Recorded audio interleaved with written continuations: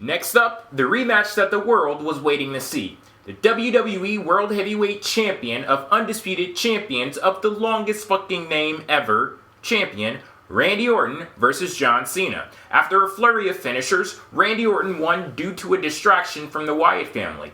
The crowd was tired of the match before it even began. But now that the match is over, what do you all think about Randy Orton retaining the title? Well, first of all, I didn't care about the match. The belts just weren't enough for me. I've seen it a million times. The crowd just saw it coming. Yeah, we're not going to care, so let's just have a little fun. They did some creative chants in there. They didn't just cheer for the announcers. They actually found a way to get a couple creative chants. Speaking of the announcers, I really, really would not have wanted that job during this match. We criticized them a lot, but in this match, they were just kind of stuck trying to pretend like the crowd was just trying to get inside of Randy Orton's head, which was total and complete nonsense. Overall, the match, I actually thought the last few minutes weren't even that bad. Were actually pretty good.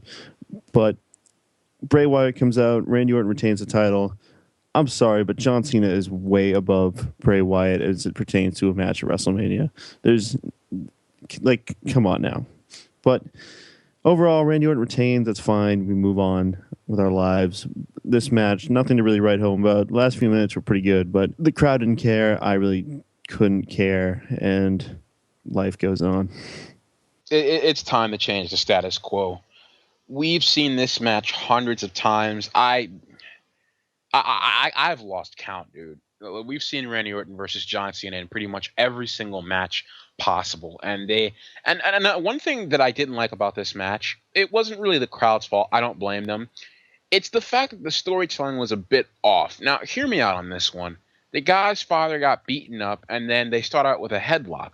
Whereas with the Daniel Bryan and Bray Wyatt match, there weren't much holds. They were just beating the crap out of each other. I thought that it would have made more sense for this to be more of a brawl. Instead, it turned into a technical wrestling match, and that was absolutely horrible, and the crowd crapped on it, rightfully so. And then it got fun. I think it got fun towards the middle of the match. They started stealing each other's finishers. They started, taunting a bit. I think that part was pretty okay. It's not a bad match per se, but we didn't need to exactly have it, I'm not going to say that it hurt the pay-per-view. I wouldn't go that far, but it just wasn't necessary. Like I said before, I don't blame the crowd. They get a lot of crap for doing some stupid chants, but we've seen this match way too many times, and hopefully they've gotten this out of their system. I don't think I ever want to see Randy Orton versus John Cena ever again. Yeah, I was giving the match a chance for a little while. I thought it was okay up to a certain point, but then when David, you said you liked them stealing the finishers. I thought that was just like a desperate last grasp at trying to get the crowd into it, and it didn't really go over well in my eyes. And so with the end to this match with Bray running out, we just have to hope that this Bray Wyatt-Cena potential matchup happens at Elimination Chamber, and then it's over and they're on to something else. I have to hold out hope because I'm the optimist here, and in spite You're going to get your feelings hurt. I probably am, but I'm a glutton for punishment when it comes to WWE. So I guess so. We just have to hope that doesn't happen. Overall, it was okay. I guess it didn't hurt the pay-per-view, but it definitely didn't help, and it definitely didn't help the title picture either. Well, it is hard to follow with a match. The first match of the night being so good. But regardless, I didn't care about this match. Obviously, the crowd didn't care about this match. A lot of people, I don't know who do care about this match. Surely there's some people who care. No, okay, fair enough. I understand. But we've seen this match too much. And it's about time they get rid of this. And the crowd weren't helping. But then, to be fair, even if the crowd were invested in this match, I personally wouldn't care about this match anyway. Yeah. So, Jericho, the whole Y2J chant, though, Cena puts him into the walls of Jericho, or at least tried. I like that. At least Cena was trying.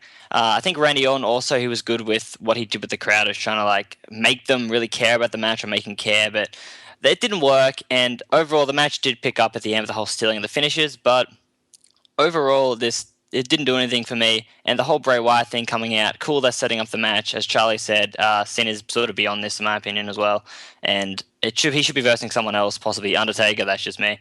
But I think they should have came out earlier because this match, they gave it too much time. And the crowd was there, didn't care, so I didn't really care too much. But overall, the match was okay. One reason I'm a big professional wrestling fan is the fact that it's in a live atmosphere. And I think that live atmosphere greatly contributes to what we see in the ring. And in this case, the entire atmosphere was just terrible.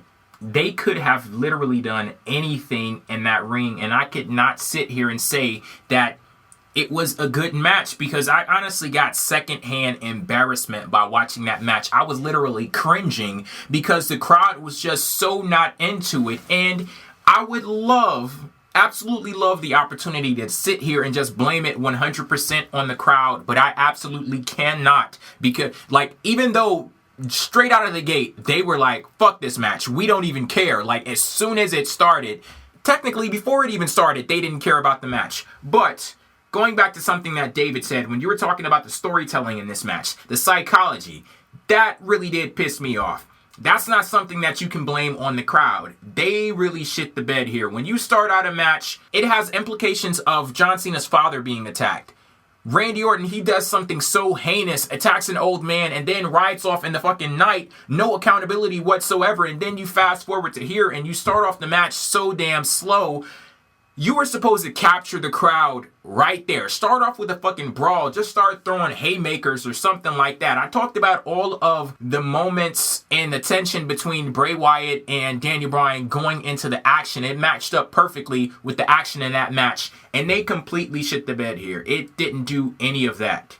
And as far as the crowd goes, like I said, it was just all really terrible. And it was a horrible experience to sit at home watching this, knowing that they were not interested in it at all. And with me being the type of person, if a crowd is into a match, that gets me more into the match. And then the fact that the announcers, they spent so much time sitting there bickering about the crowd. Like, well, I think that the crowd is booing because they think this, and the crowd is chanting for Daniel Bryan because they think this. Well, like, shut the fuck up. There are people at home who want to care about the match, because I'm the type of guy, like, yeah, I may have my thoughts on something, but if I'm paying for a show, I'm not gonna sit here and like, this is bullshit because the guy who I want to be in the match isn't in the match, so I'm just gonna crap on this one and I'm not gonna give them a chance to sell me on it. I was willing to be sold in this match, but it just wasn't possible. And I'll agree with Manny, I believe it was you that said everything that happened at the end, like with finisher after finisher and even stealing each other's finishers, it did come off as desperate. They were trying their damnedest to get the crowd on their side, but so late in the match, you already lost them. And when everything was said and done, it still didn't turn out well for them. This was just This was bad. How much of a reflection is this on WWE, seeing as they put so much into the fact that Randy Orton and John Cena are the two biggest stars of this generation? After all, these were the two representatives that you chose to go into a match for the WWE World Heavyweight Championship at TLC, basically representing the entire history of those two championships, the most important championships in the entire history of the business. What does this say about the state of WWE, the fact that these two guys were rejected in such a terrible way? It really is unfortunate. You talk about this really should be, your marquee matchup of this generation, of this kind of modern era.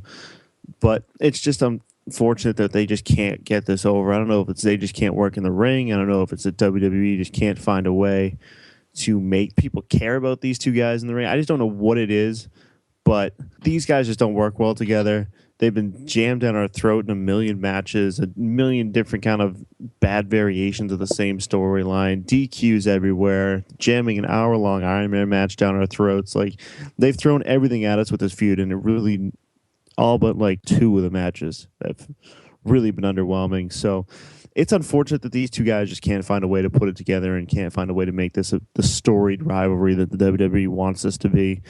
But overall, I hope they finally figure it out and can kind of can it a little bit, put it off, and at least try to shake something up. Like, throw someone else in the match, triple threat match, do something with these two guys outside of just being the one-on-one match, because they just can't get everything together. Yeah, these two guys really just don't have a chemistry in the ring together. And I don't know why WWE doesn't see that. They're having a problem with listening to their fans right now. They're being really stubborn about who they want to put in these marquee situations and when they want to do it.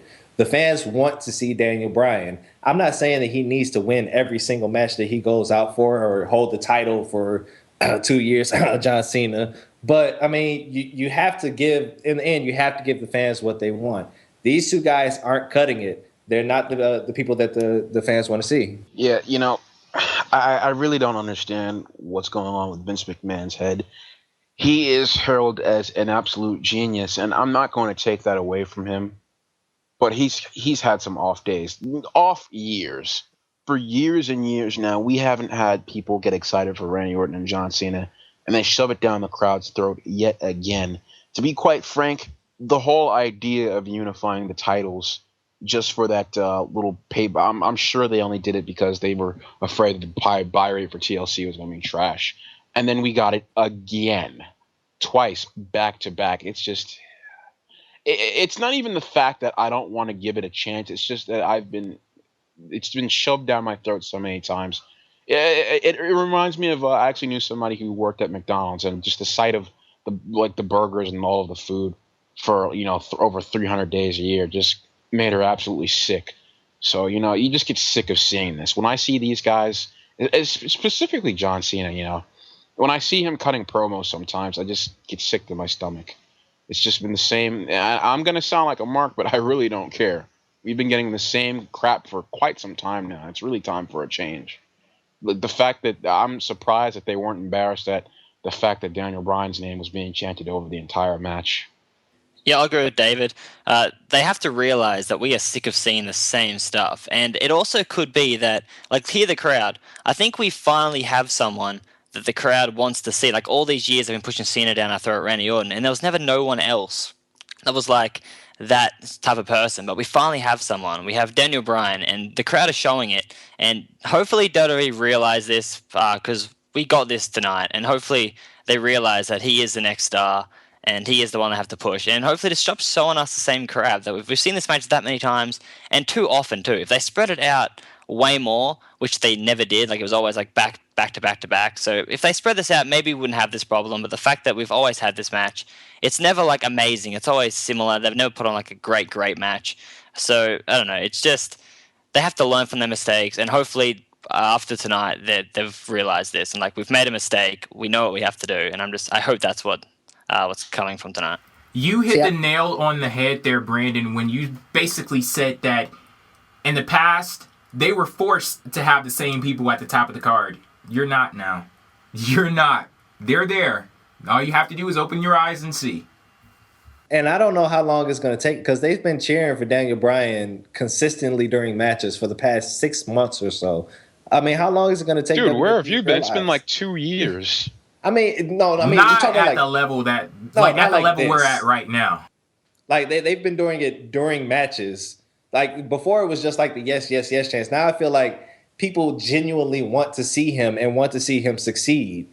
And I don't know how long it's going to take them to get that message. Maybe after tonight, after Twitter shits on them for this fuck bomb of a pay-per-view, but we'll see. Did they not realize on Raw with the steel cage and him sitting there with the yes chance?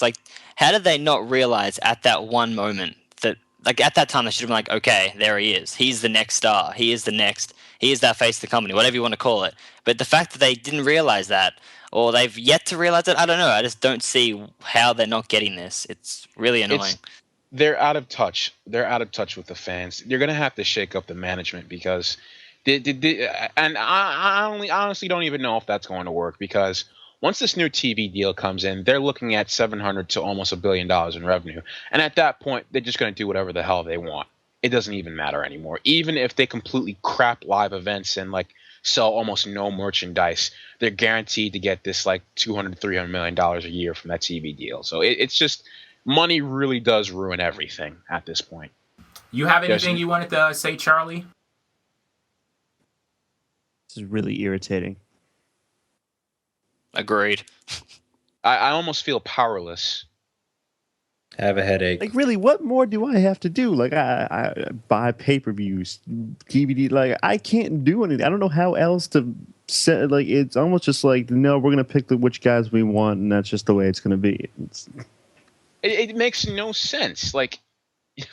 And plus, and the thing about the shirts too, if this is about his shirts or something, I'm not. How do I look like a grown man wearing a damn flying goat shirt? I'm not buying that. And they're probably doing that on purpose. Give me a good Daniel Bryan shirt. Give him his American Dragon thing. If so, what if they have to buy it from Ring of Honor? It's not like it's going to cost them millions of dollars. Go make a decent Daniel Bryan shirt if this is about merchandising. I mean, the guy is clearly over. He's clearly the most popular guy in the company. Well, I guess we should probably save some of this because we do have to discuss the 30-man Royal Rumble.